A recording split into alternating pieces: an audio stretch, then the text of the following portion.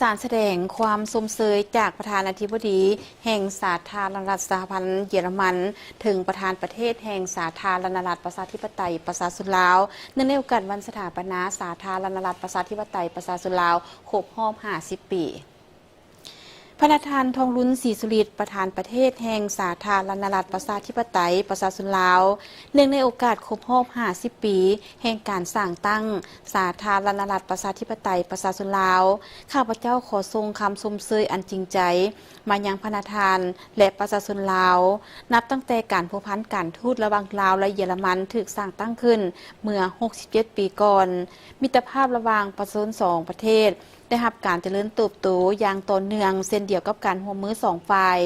ข้าพเจ้าเชื่อมั่นว่าพวกเขาจะสืบต่อร่วมมือสองฝ่ายอย่างใกล้ชิดรวมทั้งเวียกงานหลายฝ่ายอย่างมีผลสำเร็จข้าพเจ้าขออวยพรให้พระประธานจงเข้มแข็งและประสบผลสำเร็จในซุ้มปีต่อหน้าฟรังวานเตอร์สไตล์ไมเออร์ประธานาธิบดีแห่งสาธารณรัฐสหพันธ์เยอรมัน